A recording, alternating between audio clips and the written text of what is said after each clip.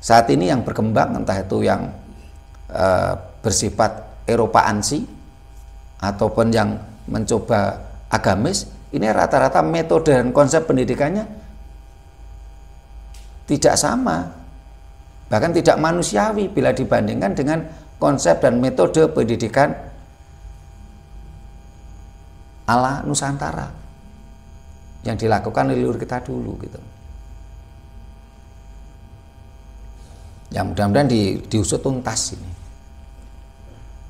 Apalagi kita yang prihatin kemarin bukannya diusut tuntas, malah ada seorang menteri mengatakan siap akan membangun dengan anggaran negara. Loh, lucu ini.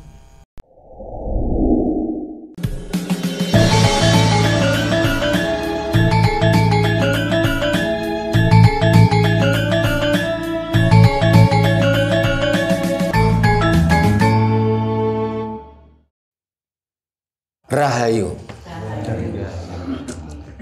Para pemirsa Raket Prasaja TV channel yang kami hormati, selamat berjumpa kembali dalam kegiatan Yayasan Raket Prasaja, Lembaga Pengkajian, Pelestarian dan Pengembangan Budaya Nusantara. Nah, para pemirsa, beberapa hari yang lalu kita dihebohkan dengan ambruknya sebuah gedung pendidikan berlatar belakang agama di Sidoarjo, Jawa Timur, dan memakan korban kurang lebih 64 anak meninggal dunia. Di situ akhirnya banyak bermunculan narasi-narasi maupun berbagai info-info yang terbaru yang selama ini kita tidak pernah terpikirkan. Contoh, dari sekian ribu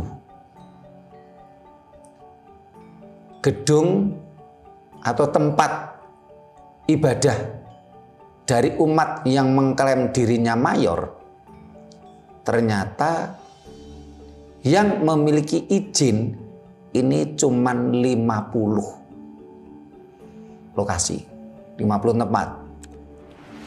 Berarti tidak ada 1% pun dari tempat ibadah mereka yang memiliki izin. Tetapi anehnya ketika ada umat agama lain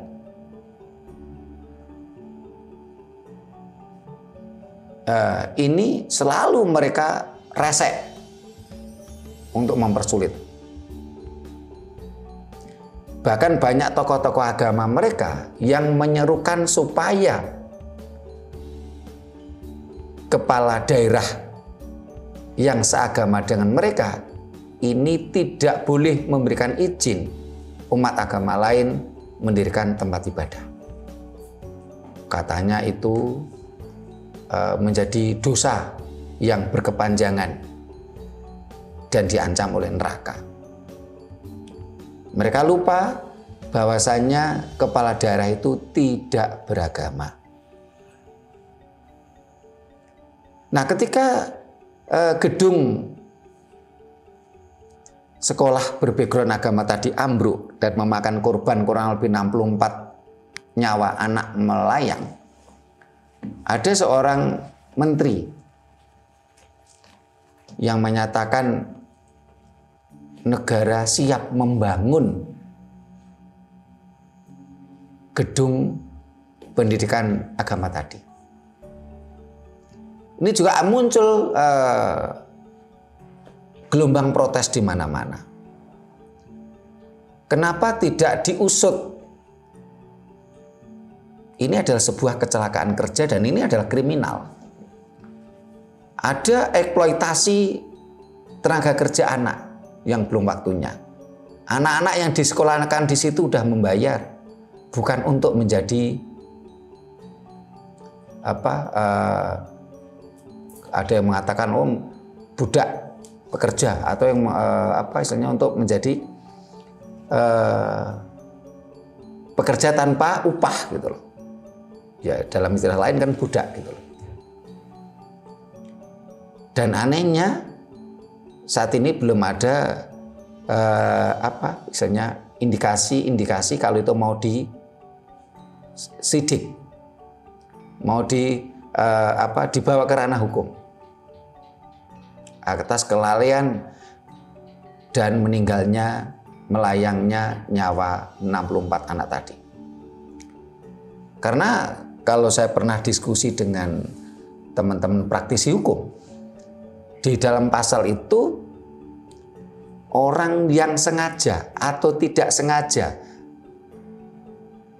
menjadi penyebab hilangnya nyawa seseorang, ini adalah pidana. Pasalnya jelas loh, sengaja atau tidak sengaja menghilangkan nyawa orang lain, ini pidana. Tapi dari berbagai berita yang ada, saya belum mendapatkan berita kalau kejadian ambruknya gedung sekolah berbasis agama mayor ini mau diselidiki. Dan tentunya pimpinan sekolah tadi ini sudah kategori pidana, seharusnya kriminal gitu. Tapi saya belum mendapatkan berita itu. Sehingga saat ini akan kita coba bahas, kita coba bedah dengan tema pemerintah ban cindi ban siladan. Kita membuat tema yang supaya pemirsa itu penasaran. Apa sih yang dimaksud dengan pemerintah ban cindi ban siladan? Pemerintah jelas. Pemerintah adalah yang menjalankan tugas pemerintahan dalam suatu negara. Jadi ini yang ban cindi ban siladan bukan negara tapi pemerintah. Pemerintah ban cindi ban siladan. Nah, ini biar pemirsa penasaran apa itu artinya. Tentunya kalau ingin tahu artinya ya ikuti bahasan kita. Apa artinya ban cindi ban siladan? Dalam bahasa lain apa? Diskriminatif. Ban cindi, ban itu kain untuk gendongan. Selendang. Cindi itu adalah kain yang bagus. Selendang cindi, selendang yang penuh makna.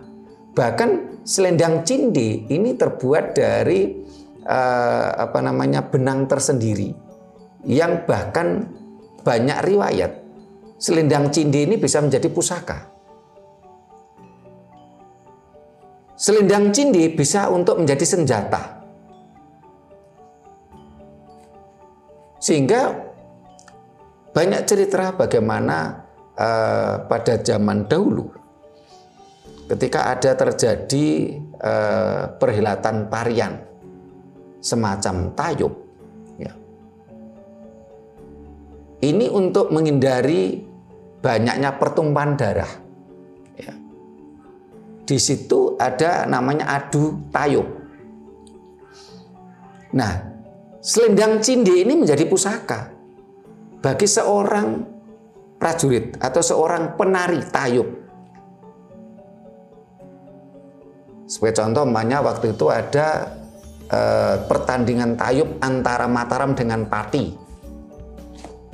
Ya, jadi tayub pertama itu diciptakan di situ.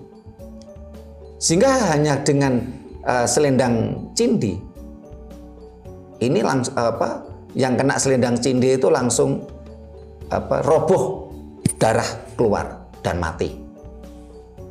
Selendang cindi adalah selendang yang punya makna kuat, istimewa, dan bisa menjadi pusaka. Pemerintah ban cindi ban siladan. Ban ya tadi untuk gendongan tadi, selendang tadi.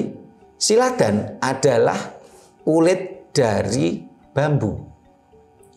Sehingga siapapun yang kena siladan itu pasti berdarah, luka. Jadi orang yang diemban siladan ini secara tidak langsung seolah-olah digendong tapi sebenarnya disakiti. Jadi pemerintah saat ini telah mempraktekkan ban cindi ban siladan. kepada kelompok yang merasa mayor, karena sebenarnya kalau kita bicara fakta tidak mayor. Yang mayor tetap agama KTP. Ini fakta di lapangan. Mereka itu hanya mengklaim saja gitu. Pemerintah telah memberikan mereka ban cindi, selendang cindi, selendang yang penuh nilai, selendang yang penuh harga diri, selendang yang berharga. Sehingga dengan selendang cindi tadi, kaum mayor tadi sebanyak sekali melakukan penindasan-penindasan terhadap kaum lain yang dianggap minoritas. Sementara pemerintah sendiri malah melakukan ban siladan, seolah-olah gendong umat yang bukan mayor tadi, yang minoritas, tapi sebenarnya malah menyakiti, menggores dengan siladan, menggores dengan kulit bambu yang tajam, membuat orang berdarah dan tersakiti. Ini yang terjadi pemerintah saat ini. Barangkali mulai tahun, kalau nggak salah ya mulai tahun 2004 atau tahun 2000-an lah, sangat kental sekali, indikatornya semakin kuat. Pemerintah melakukan ban cindi, ban siladan. Nah ini para pemirsa silakan kontakon di kolom komentar. Di Sanggar Budaya Rakyat Prasaja juga ada kontakon. Tema kita pemerintah ban cindi, ban siladan. Dan kita tidak perlu takut untuk mengkritisi pemerintah. Karena di dalam undang-undang kebebasan bersuara, kita mengkritisi pemerintah itu sah-sah saja. Yang tidak diperbolehkan termasuk pencemaran nama baik itu ketika kita mengkritisi, mencemarkan nama baik personal. Itu kena hukuman, kena pidana. Tapi kalau kita mengkritisi, ya, membongkar aib dari instansi pemerintah itu tidak termasuk pencemaran nama baik. Tapi kita mengkritisi. Karena pemerintah mengemban amanat rakyat, mengemban amanat negara. Dan negara adalah bagian dari kita semua. Nah, sekarang mana dulu ini yang mau kontakon? Sebelah kanan dulu, silakan. Monggo. Ya. Ikang mau. Ya. Rahayu. Oke. Terima kasih untuk Romo Sutrimo atas tema yang diangkat gitu. Yakni kita masyarakat juga perlu memberikan masukan sebagai sistem kontrol terhadap birokrasi agar bekerja sebagaimana mestinya gitu.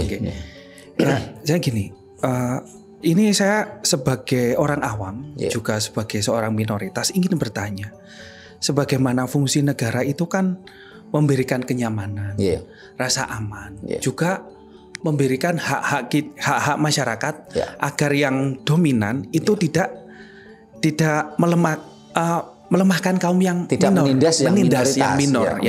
Jadi gini, sejauh ini tuh kenapa kami minoritas itu mendapatkan hak-hak kami di dalam berkepercayaan itu sulit. Di dalam bahkan di semua aspek lah istilahnya, mulai dari pendidikan, sosial, kan di mana fungsi negara? Saya sendiri juga merasa sebagai orang awam, saya sebagai warga negara hidup juga memiliki kewajiban kami sudah kami penuhi sebagai warga negara untuk menyerahkan kewajiban agar negara itu memberikan timbal balik kepada kami, yakni apa? Memberikan hak-hak kami sebagai warga minoritas. Tapi kenapa sejauh ini amanat itu kok belum terrealisasi di Indonesia, padahal kita sudah 80 tahun kita merdeka. Tapi sebagai minoritas dan juga semoga ruang ini sebagai media sistem kontrol bagi kita semua untuk sadar bahwa banyak hak kita itu yang belum terpenuhi gitu loh. Itu 80 tahun merdeka tapi kok masih seperti ini gitu loh. Terima kasih. Matur nuwun. Rahayu. Rahayu. Mas Ropi sekalian monggo. Rahayu. Sing badhe kula tanglet-taken punapa apakah pemimpin negara kita sudah amanah atau belum? Terus kalau belum amanah, bagaimana para pemilih ini kedepannya bisa memimpin seorang tokoh yang amanah dan memberi imbal balik pada rakyat, bukan sekedar dimanfaatkan oleh para pembeli suara. Terima kasih, Mas Nuwun. Terima kasih Mas Ropi, Mas Haryanto. Rahayu. Yang saya tanyakan cuma ini aja.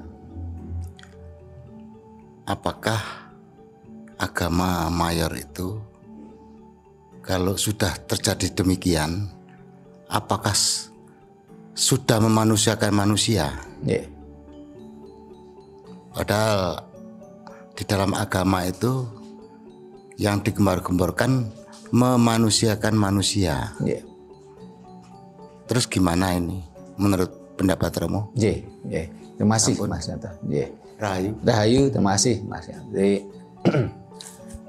sekarang sebelah kanan dulu, nanti gantian sebelah kiri.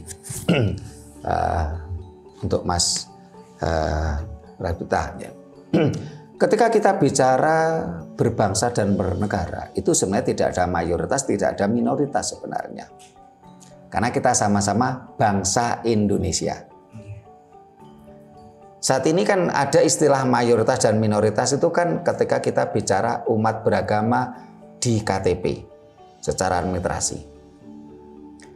Padahal ketika kita bicara berbangsa dan bernegara ini tidak ada mayoritas, tidak ada minoritas. Karena kita sama-sama bangsa Indonesia. Dan itu sudah merupakan identitas kita. Kita sudah bersumpah, ya. Tahun 1928 kita sudah bersumpah berbangsa satu, bangsa Indonesia. Walaupun kalau kita mau jujur ya kita cukup prihatin ya. Pada 1928 ini para pelajar-pelajar HIS, ya, Stovia, kalau sekarang kan barangkali setara SMP, SMA, tapi mampu mencetuskan karya besar. Tapi saat ini malah kita mengalami kemunduran. Jadi ketika kita bicara berbangsa dan bernegara tidak ada istilah mayoritas dan minoritas. Ini harus dihapus. Anggapan ini, klaim disclaimer ini harus kita hapus gitu loh. Tidak ada mayoritas dan tidak ada minoritas dalam kehidupan berbangsa dan bernegara. Nah, ketika bicara kenapa saat ini ada yang mendisclaimer adanya mayoritas dan minoritas? Karena oleh umat beragama tertentu.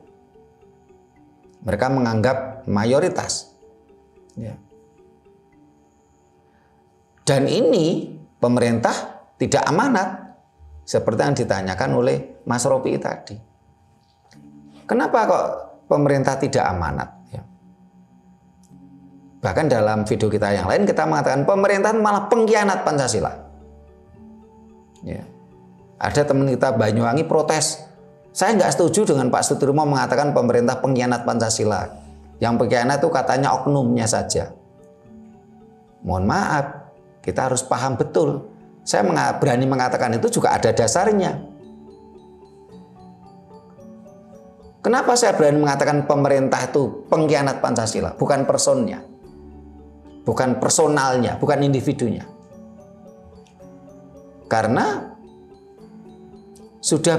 pemerintah sudah mengeluarkan sebuah aturan resmi.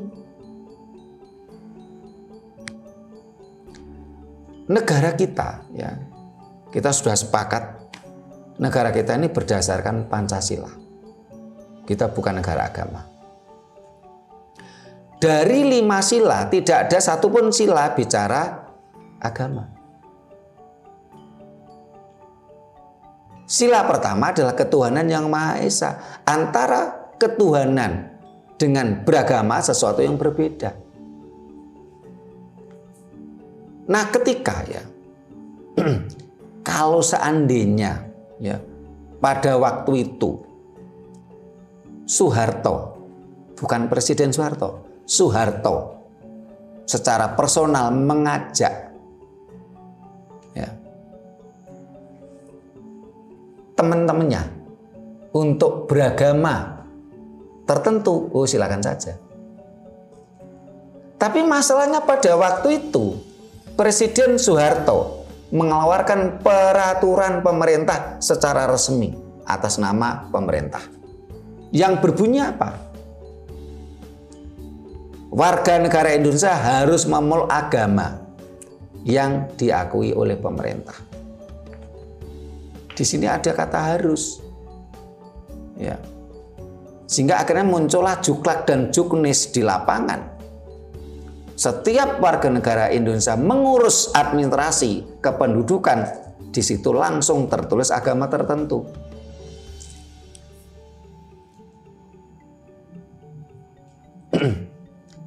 Yang dahulu di dalam data kependudukan tidak ada kolom agama, akhirnya ada kolom agama. Dan masyarakat waktu itu tidak ada satupun orang yang dengan sadar menyatakan diri, membuat pernyataan, saya masuk dan memeluk agama tertentu. Semua terkondisikan secara TSM. Siapa yang mengkondisikan? Pemerintah. Jadi pemerintah kan jelas-jelas pengkhianat Pancasila gitu loh. Bukan oknum, bukan personal. Kalau tadi Mas Robi mengatakan, berarti pemerintah tidak amanat menjalankan tugas negara. Terutama tugas menjalankan amanat dasar negara kita. Iya, pemerintah tidak aman. Dan mereka melakukan kesalahan yang terus-menerus turun-temurun sampai sekarang.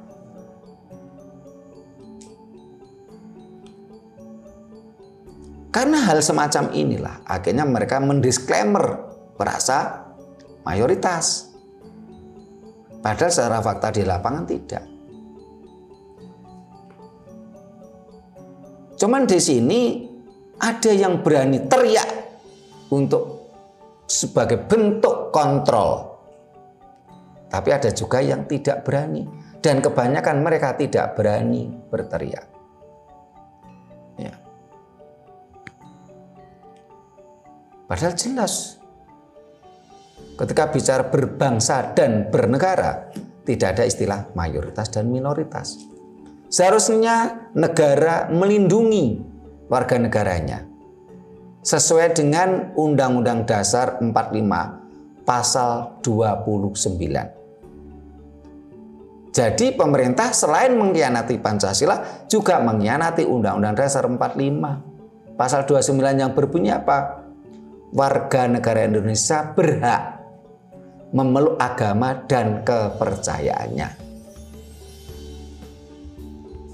Di sini jelas warga negara Indonesia berhak, kita garis bawahi berhak memeluk agama dan kepercayaannya. Kata hak berarti dilindungi negara di sini. Amanat Undang-Undang Dasar 45 Pasal 29. Negara melindungi hak setiap warga negara Indonesia untuk memeluk suatu agama atau kepercayaannya. Ya, namanya hak. Ini bisa dipakai, bisa tidak. Kenapa ada pemaksaan? Warga negara harus mencantumkan agama di dalam data kependudukan. Kan terjadi pengkhianatan ini. Ya, namanya hak kan bisa dipakai, bisa tidak. Kenapa berubah menjadi keharusan? Dan anehnya pemerintah mengharuskan warga negara Indonesia untuk memeluk agama yang diakui oleh pemerintah. Sementara semua agama yang diakui oleh pemerintah adalah ajaran Dayoh. Bangsa ini mau dihabisi. Kenapa kok pemimpin kita nggak sadar? Mereka ini nggak sadar ataukah pura-pura tidak sadar? Mereka ini bodoh ataukah pura-pura bodoh? Ini yang jadi pertanyaan. Ketika ada disclaimer antara mayoritas dan minoritas, akhirnya apa? Yang mayoritas cenderung akan melakukan penindasan-penindasan. Ada orang mau mendirikan rumah ibadah, tidak boleh, dipersulit. Karena kepala daerahnya termakan dogma oleh guru agamanya, dipersulit. Membangun rumah ibadah minoritas dipersulit, akhirnya banyak orang minoritas yang berdoa di rumahnya. Mereka berdoa di rumah-rumahnya sendiri, menyebut Tuhan-Tuhannya sendiri, bahkan tidak mengganggu tetangga. Tetangga yang merasa mayoritas geruduk, protes. Ini bukan rumah ibadah, kamu tidak boleh ibadah di sini. Ini tidak ada izinnya. Gitu. Padahal kalau kita bicara, ini bukan rumah ibadah, nggak ada izinnya. Sementara banyak rumah ibadah dari kaum mayoritas, banyak yang tidak punya izin. Tercatat kemarin, ya banyak berita ini, dari sekian puluh ribu tempat ibadah maupun tempat sekolah berbackground agamis tadi, yang memiliki izin cuma 50, 1% aja enggak ada gitu loh. Kenapa? Mereka berstandar ganda. Dan inilah yang dinamakan pemerintah ban cindi ban siladan. Tidak memberikan keadilan sosial bagi seluruh rakyat Indonesia. Ada pengkhianatan Pancasila lagi di sini.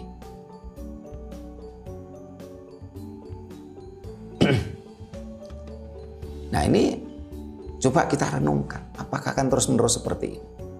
Terjadi pengkhianatan terus.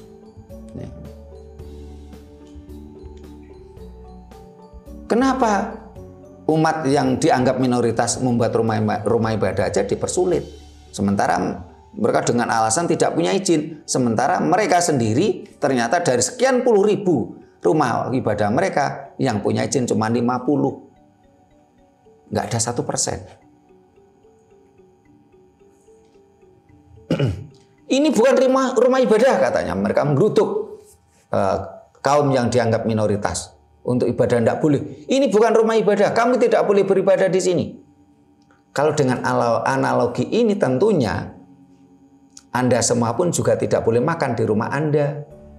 Kan tadi analoginya, ini tidak boleh ibadah di sini. Ini bukan rumah ibadah. Nah, analoginya Anda pun juga tidak boleh makan di rumah Anda sendiri. Kenapa? Karena rumah Anda bukan rumah makan.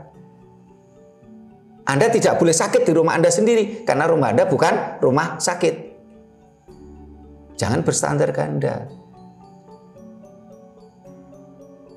Nah, bagaimana kita mencari pemimpin yang amanah kan menurut Mas Robi tadi? Saat ini juga sulit saat ini. Banyak pemimpin kita yang tidak amanah. Kalau tadi Mas Haryanto mengatakan agama mengajarkan katanya memanusiakan manusia. Kata siapa? Kalau menurut pengamatan saya, tidak ada satupun agama yang mengajarkan memanusiakan manusia.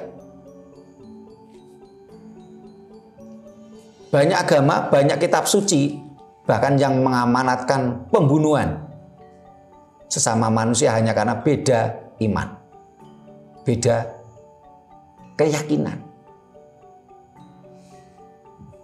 Jadi tidak ada agama yang mengamanatkan memanusiakan manusia, itu tidak ada. Kalau kita mau jujur loh ya, tergantung kita jujur enggak. Bahkan anak-anak kecil tiap sore sudah digiring untuk belajar huruf asing, ya, huruf cacing, huruf. Di sana anak-anak kecil tadi sudah diajar kebencian. Yang tidak seiman mereka benci. Bahkan kitab suci mereka itu mengajarkan kebencian. Kita kenal aja enggak, kita disuruh benci. Ya. Tidak ada di situ memanusiakan manusia gitu.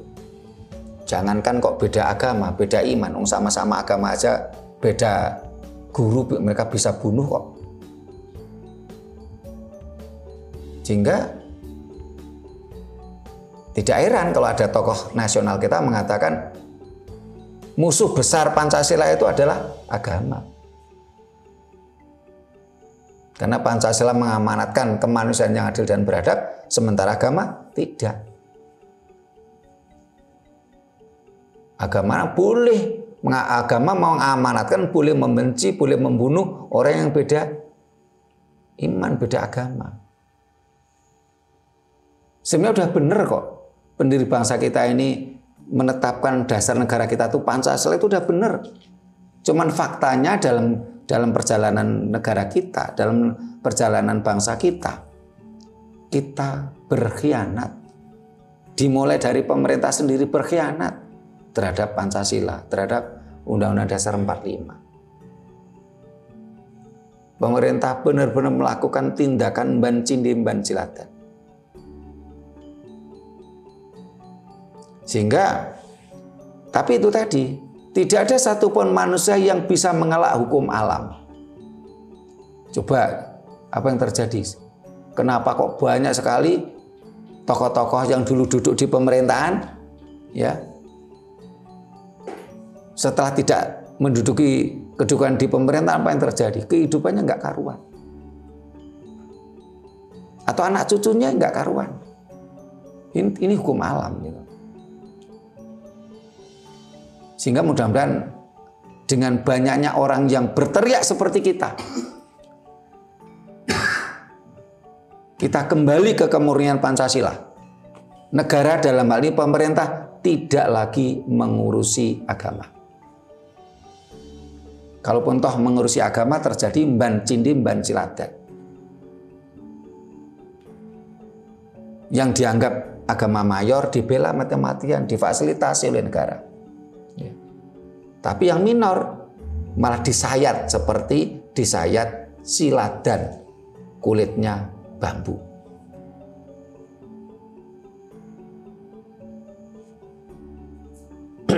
Sehingga harus dicabut ini.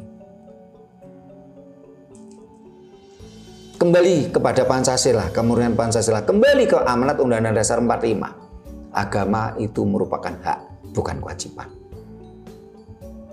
Bangsa Indonesia, warga negara Indonesia boleh beragama, boleh tidak. Kalaupun toh beragama, upayakan dengan cara apa? Biarkan sang anak manusia tadi, jangan dipaksa mulai dia lahir. Tetapi biarkan sang anak manusia tadi berkembang pemikirannya, sampai dia benar-benar penuh dengan kesadaran dia ini mau beragama A, B, C atau bahkan tidak mau beragama dengan kesadarannya. Toh negara kita bukan negara agama, kita negara Pancasila. Di Indonesia tidak beragama nggak apa-apa. Ini sesuai dengan Undang-Undang Dasar 45 dan Pancasila. Ya.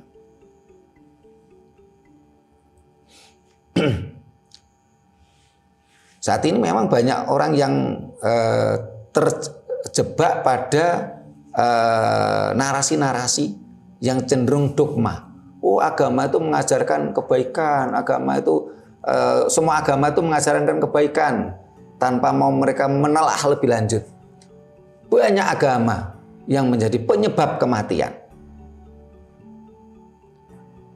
Bagaimana peristiwa sejarah perang salib antara umat A dan O, berapa juta orang mati. Agama selalu bertentangan hukum alam, karena agama ini mengamanatkan agama menjadikan alam ini seragam, sementara alam ini itu beragam, bukan seragam. Ya. Banyak orang yang termakan dogma. Oh, semua agama mengajarkan kebaikan katanya. Ya, tanpa mau melihat lebih dalam. Banyak agama, banyak kitab suci agama yang mengajarkan kebencian, pembunuhan, perampokan, perkosaan, ya. Arogansi. Apalagi di dalam amanat kitab suci ajaran Dayo mengamanatkan apa? Manusia itu adalah pemimpin di muka bumi. Sehingga akhirnya manusia itu menjadi arogan karena merasa pemimpin. Sehingga di mana ada ajaran ini pasti ada konflik gitu. Sementara ajaran leluhur kita mengamanatkan apa? Hamemayu hayuning bawono. Manusia adalah bagian dari alam semesta. Harmonisasi jagat cilik jagat gede. Nah, kalau kita menggunakan konsep ajaran Dayo, jangankan 1000 orang, ini bertujuh, oh ini konflik loh. Karena dengan konsep itu, saya pemimpin, kalian harus nurut saya. Nah, sementara Mas Haryanto juga begitu, enggak bisa, saya yang pemimpin, kalian harus nurut. Nah, bentrok kok dengan konsep itu. Tapi kalau kita dengan konsep ajaran leluhur Jawa, leluhur Nusantara, memayu hayuning bawono, kita adalah bagian dari alam semesta. Sehingga terjadi keharmonisan.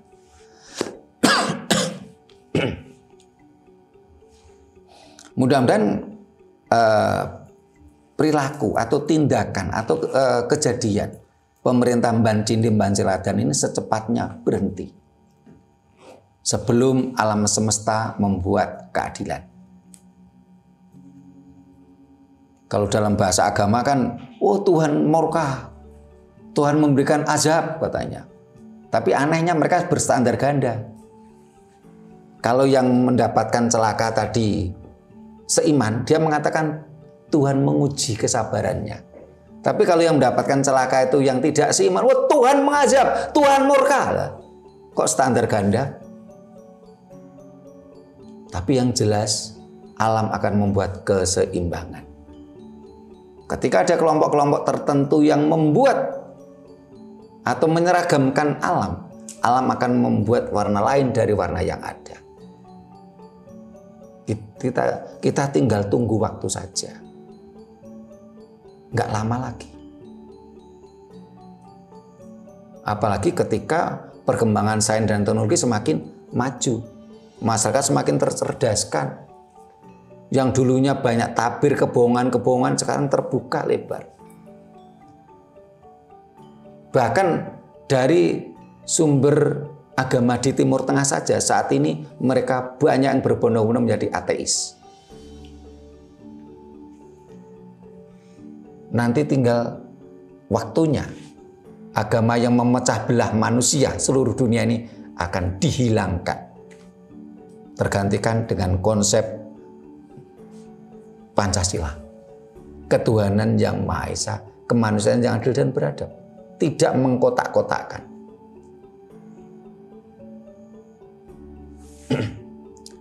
Nah, ini yang sebelah kiri coba gantian. Kondo takon, monggo Mas Anton, Mas Adi. Rayu. Ini Kak Kondo juga takon. Kalau melihat di berita seperti itu, kalau roboh itu juga kasihan. Jadi banyak yang mati. Jadi seharusnya pemerintah juga mengusut siapa yang mendesain bangunan itu, terus sesuai SOP-nya atau enggak. Nah, siapa tahu di SOP-nya itu semennya 10 cuma dikasih 2 kan bisa jadi kan. Siapa penanggung jawabnya? Siapa penanggung jawabnya? Supaya nggak terjadi seperti itu lagi.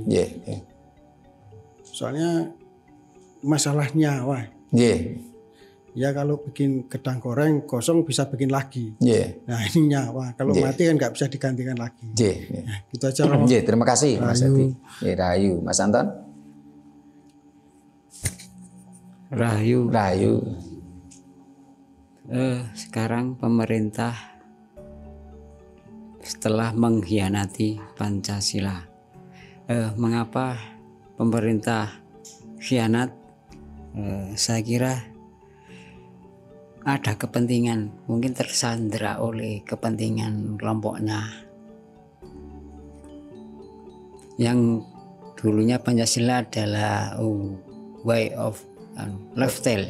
Sekarang menjadi way of life. Ya gimana caranya menjadi way of life? Jadi lifestyle kembali. Gitu. Terima kasih Mas Anton. Ke Mas Adi. Ini seharusnya diusut tuntas. Iya. Seharusnya pemerintah mengusut tuntas kejadian ini. Kejadian ambruknya gedung sekolah berbasis agama ini yang mengakibatkan kurang lebih 64 nyawa anak itu melayang, meninggal dunia. Karena di dalam undang-undang kan jelas dikatakan bahwasanya sengaja atau tidak sengaja menghilangkan nyawa orang lain itu kan pidana. Ini jelas tuh.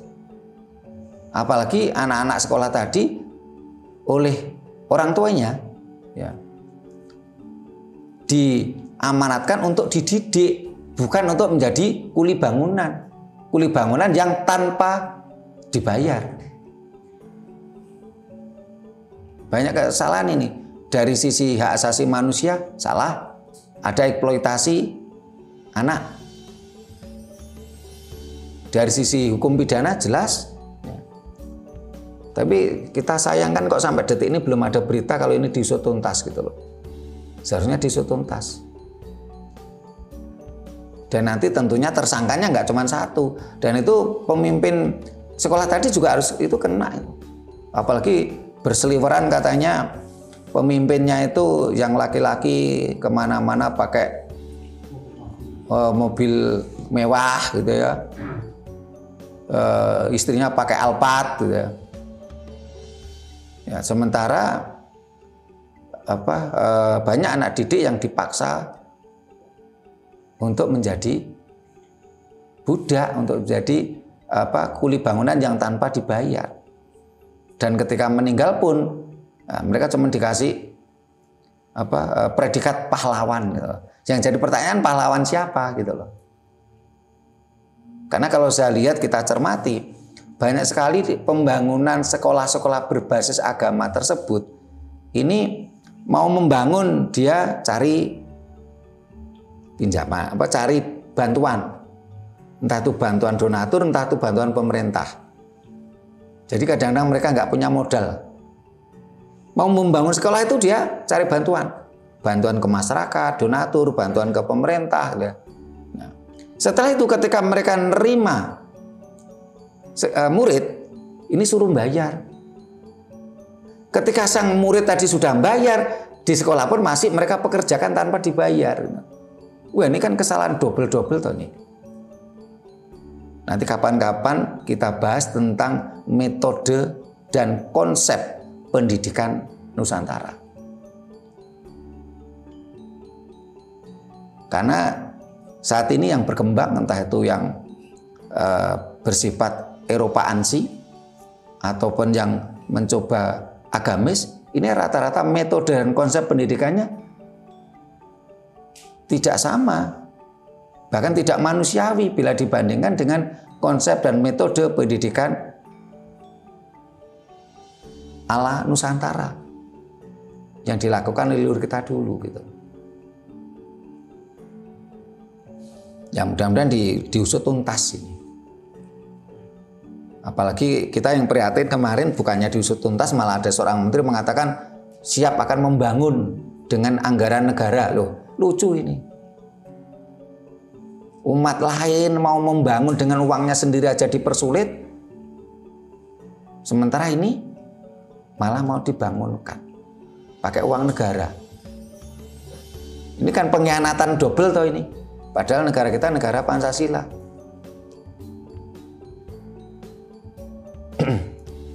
Pengkhianatan demi pengkhianatan. Karena ketika kita bicara berbangsa dan bernegara tidak ada mayoritas dan minoritas. Ke Mas Anton. Dengan adanya peraturan pemerintah, bangsa ini dipaksa untuk mencantumkan agama di data kependudukan. Memang ada kepentingan kelompok tertentu. Karena kalau kita lihat ya, agama ini rata-rata dogmatis. Dogma itu melemahkan nalar. Yang penting mereka patuh, mereka percaya, mereka iman. Konsep agama seperti ini memang akan menguntungkan penguasa.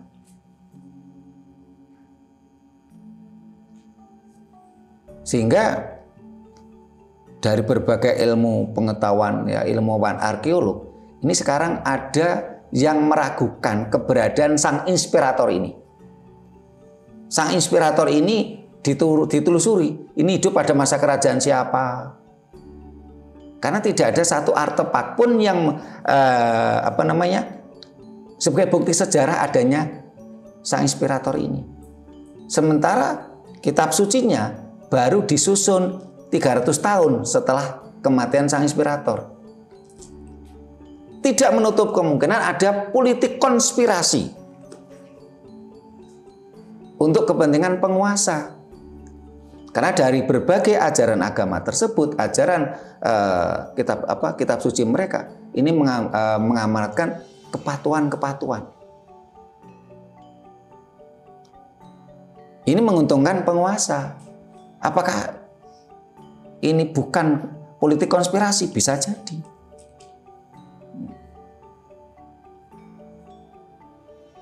Dan ini diterapkan di negara kita. Kalau seandainya sistem pemerintahan kita seperti leluhur kita dulu, tentunya tidak akan terjadi hal-hal semacam itu. Ada penindasan, ada kesenang-menangan, ada praktek diskriminatif, ada praktek pemerintah ban cindi, ban ciladan.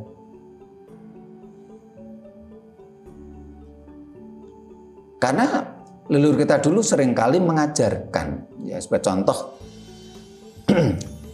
dalam pemerintah kerajaan dulu, ini dipilah, ada harta kerajaan, ya, ada harta raja, ada harta pribadi. Jadi konsep kepemilikan aset ini leluhur kita sudah memiliki manajemen yang tersendiri. Jadi ada harta kerajaan, ada harta raja, ada harta pribadi.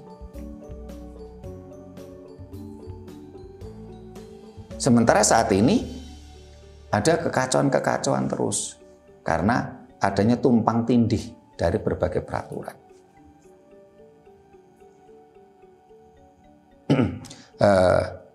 Nah, bagaimana? Bisakah ini dikembalikan? Ya tentunya butuh keberanian seorang presiden ini untuk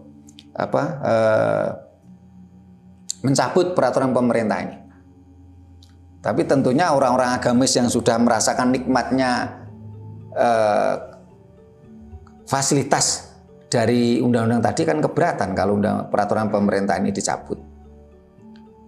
Dampaknya kan berapa juta orang yang selama ini mendapatkan keuntungan dari konsep tadi, dengan sistem tadi.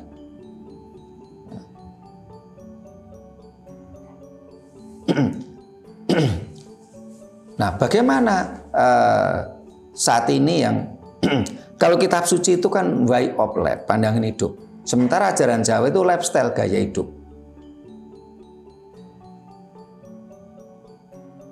Karena itulah Bung Karno dalam mencoba merumuskan Pancasila itu cukup pendek. Yang pokok-pokok saja. Karena ini ketika dirumuskan menjadi sebuah tulisan kan menjadi way of life Pancasila ini. Yang dirumuskan dari lifestyle, gaya hidup leluhur kita. Bisakah dikembalikan lagi? Biarkan alam yang menjawabnya. Karena butuh keberanian seorang presiden untuk memurnikan Pancasila dan Undang-Undang Dasar 45. Kolom agama dihapus. Karena itu sumber diskriminatif, sumber penindasan, sumber perpecahan. Kita bicara berbangsa dan bernegara memiliki hak dan kewajiban yang sama.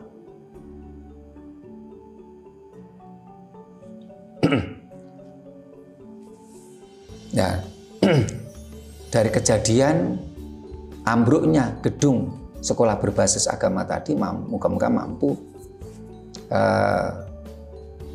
memberikan kesadaran pada kita semua. Ada yang salah dari praktek pemerintah yang cenderung ban cindi, ban ciladan.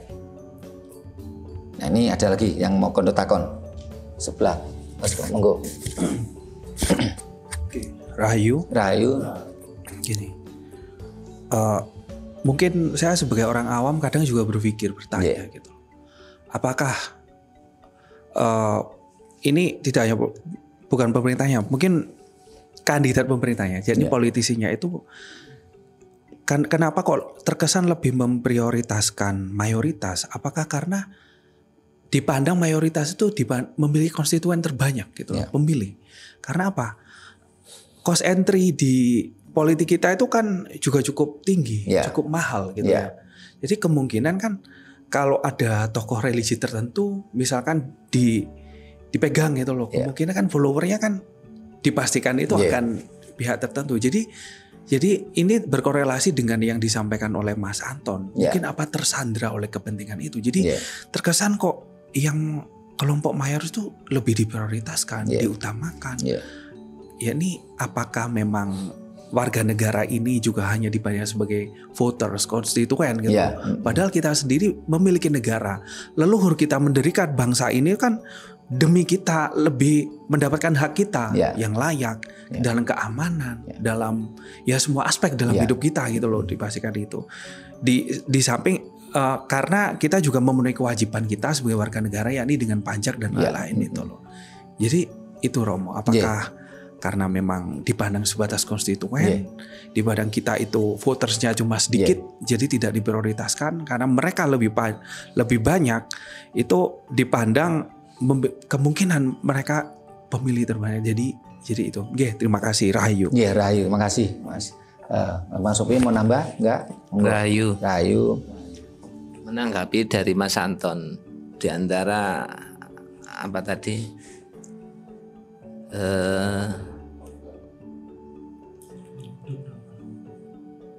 Gaya.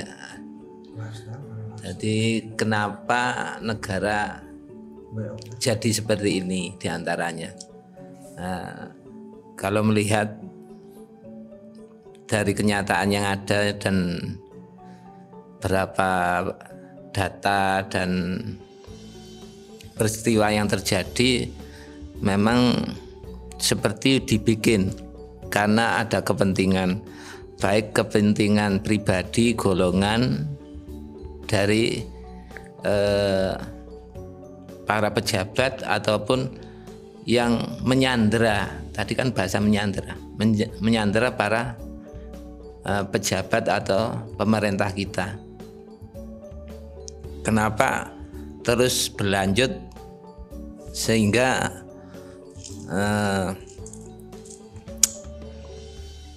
gini-gini aja dalam pemerintahan kita, dikatakan berkhianat terus berkhianat, seperti mendengar tapi tidak mendengar. Dalam faktanya memang agama itu dogma dan membelenggu jiwa pengikut. Dengan jiwa pengikutnya terbelenggu, maka mudah untuk dimanfaatkan.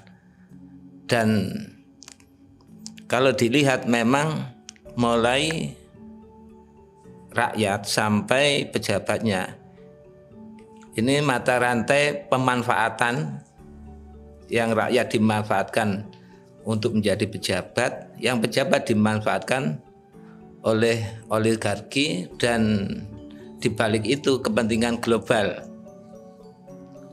untuk memanfaatkan sumber daya yang dimiliki sebuah negara. Jadi memang kebodohan atau penjajahan ini memang disuburkan, tetap dipelihara. Kayak gitu. Terima kasih. Ada tambah lagi kono takon Mas Herianto? Ya. Rahayu. Kalau saya mau bertanya masalah agama. Agama itu apakah dicipta untuk mengklaim selain kelompoknya, misalnya kamu kelompok ateis, agnotis, dan lain sebagainya. Demikian kondok takon saya. Terima kasih. Rahayu. Makasih. Ya. Nah, ketika tadi yang disampaikan Mas Pradipta tadi ketika bicara apakah calon kepala daerah taruhlah atau calon pemimpin kita, pemegang kebijakan di pemerintah, ini seringkali berpikirnya ini pada kelompok mayoritas. Ya ini kita memang sudah salah kaitan, sudah salah mulai awal gitu loh. Sebenarnya ketika kita bicara berbangsa dan bernegara tidak ada muncul istilah mayoritas dan minoritas. Karena di dalam hukum tata negara kita adalah sama-sama bangsa Indonesia yang memiliki hak dan kewajiban yang sama. Tidak ada mayoritas dan minoritas. Menjadi mayoritas dan minoritas itu ketika adanya kolom agama. Itu pun seringkali mayoritas hanya pada tataran administrasi, tidak pada tataran fakta di lapangan. Sehingga seorang tokoh agama tidak jaminan dalam pilihan langsung itu menang. Karena memang fakta di lapangan ya, yang agamis itu ini hanya kisaran kalau menurut pandangan kita kan 26,5%. Tapi oleh pemirsa kemarin dikritisi, oh Romo yang benar cuma 24% katanya. Kemarin dalam Pilpres kan yang agamis kan cuma dapat 24%.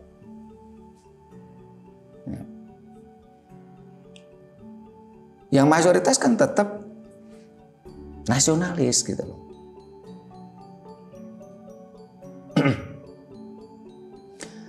Jadi mulai sekarang ayolah kita terus kita gaungkan. Dalam berbangsa dan bernegara tidak ada mayoritas dan minoritas. Kita sama-sama bangsa Indonesia yang memiliki hak dan kewajiban yang sama. Kalau kita bicara hak dan kewajiban ya. Kalau kita cermati yang membayar pajak ini kebanyakan malah dari kaum minoritas loh. Kaum mayoritas itu rata-rata hanya meminta-minta loh. Meminta-minta di jalanan, meminta-minta dana pemerintah, ya. Dengan berbagai program. Kaum agamis itu yang mayoritas itu di mana-mana kan selalu meminta-minta. Karena memang di dalam ajarannya diajarkan untuk meminta-minta. Boleh meminta-minta.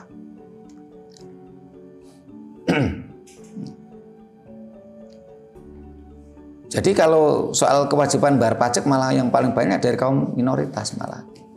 Ya. Karena ketika semakin orang semakin agamis, semakin mabuk dogma, itu nalarnya lemah. Dia tidak memiliki kemampuan untuk berkreasi.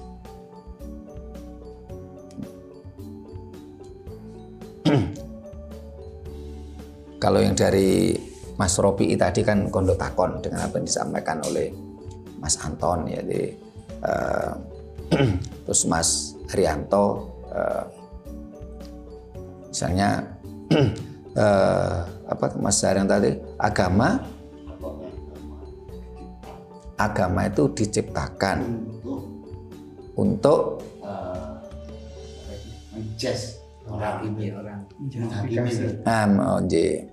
ya memang kalau kita lihat dari semua agama itu kan lebih berisi tentang dogma. Jadi umat beragama cenderung didogma untuk patuh. Dengan kondisi ini memang yang diuntungkan adalah para penguasa. Di sana tidak ada kebebasan untuk berbicara. Sangat berbeda sekali dengan konsep-konsep kepemimpinan yang tidak berlatar belakang agama. Sehingga tadi sempat saya katakan di dalam konsep pemerintah leluhur kita itu ada pemilihan yang begitu bagus loh. Soal harta saja ada harta kerajaan. Maksudnya apa? Sesuatu yang menjadi milik kerajaan, milik negara. Terus ada sesuatu yang menjadi milik raja. Milik raja itu pemerintah. dan sesuatu yang menjadi milik personal. Nah, saat ini kan dalam negara kita kan kacau ini. Sebagai contoh ya, negara mengamanatkan Pancasila Undang-Undang Dasar 45. Ya. Tetapi sang raja atau sang pemegang kebijakan pemerintah ini malah berkhianat gitu. Tidak mematuhi apa yang menjadi amanat kerajaan atau negara. Saat ini banyak sekali kepala daerah yang tidak mampu membedakan dirinya sebagai kepala daerah dan dirinya sebagai personal, sebagai individu. Sehingga dalam berbagai cerita ya, dulu leluhur kita ini ketika seorang raja duduk di singgasana, dia tidak punya saudara, dia tidak punya keluarga. Seorang istri, seorang perempuan istri raja ini tidak semuanya punya hak permaisuri. Karena permaisuri ini adalah ibu negara yang juga tidak punya keluarga. Tetapi kalau secara individu, ya tentunya punya keluarga, wong namanya manusia itu kan pasti punya bapak ibu, punya saudara, punya keluarga, punya adik kakak. Tapi inilah pembagian dalam konsep bernegara yang ditinggalkan oleh leluhur kita dulu. Sehingga raja yang kadangkala itu punya istri lebih dari satu, ini tidak semuanya akan terpilih menjadi seorang permaisuri. Ya. Sehingga permaisuri itu memiliki kekuatan, kekuasaan tersendiri. Karena dia tidak, seorang permaisuri atau seorang raja, ini konsepnya tidak punya saudara. Secara personal, taruhlah si A ini masih adiknya gitu loh. Tapi ini secara personal. Tapi ketika dia duduk sebagai raja, dia tuh bukan siapa-siapa. Melakukan kesalahan ya harus dihukum. Kalau seandainya pemerintah kita bisa meniru sistem ilmu tata negara leluhur kita dulu, luar biasa. Pemerintah tidak lagi melakukan praktek mban cindi mban siladan yang cenderung diskriminatif, melakukan penindasan-penindasan pada kelompok-kelompok tertentu.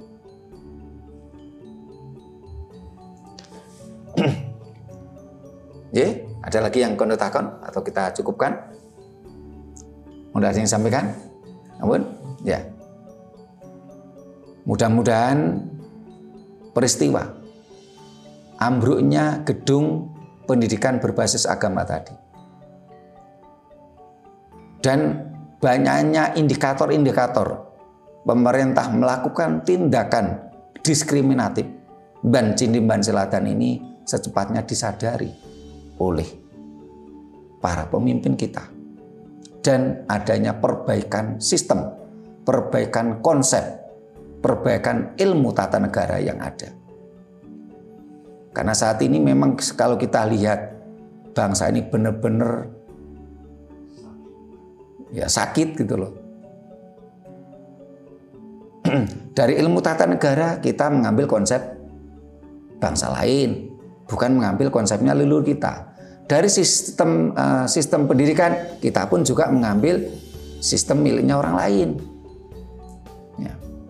Seolah-olah apapun yang dari dayoh, apapun yang dari bangsa lain ini seolah-olah bagus. Kita digiring untuk alergi terhadap apapun peninggalan leluhur kita sendiri.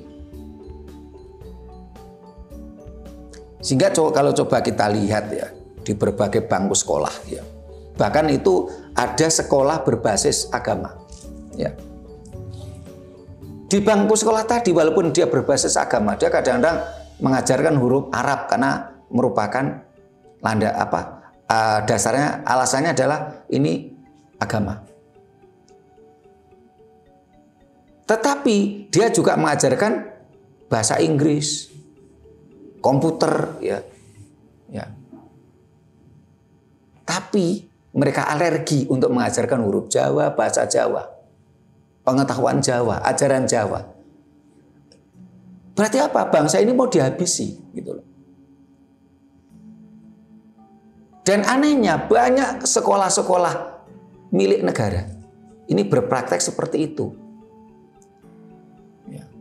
Kalau sekolah berbasis agama, oke lah. Ini demi agama dia harus mengajarkan huruf Arab. Tapi anehnya dia tidak alergi dengan huruf bahasa Inggris, komputer dan lain-lain yang berbasis sistem pendidikan Eropa. Nggak alergi.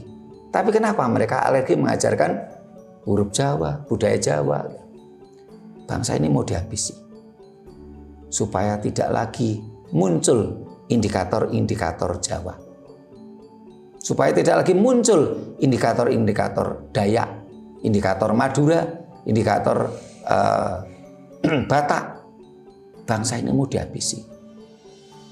Kenapa juga bangsa ini, pemimpin ini tidak juga sadar?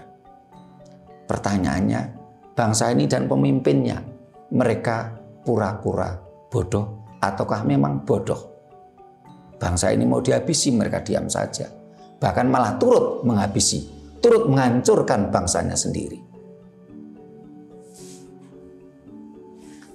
Bila mana dalam bahasan ini ada kata-kata kami yang kurang berkenan dan tata krama kami yang kurang memadai, kami mohon maaf. Terima kasih. Sampai jumpa di kegiatan kita lainnya.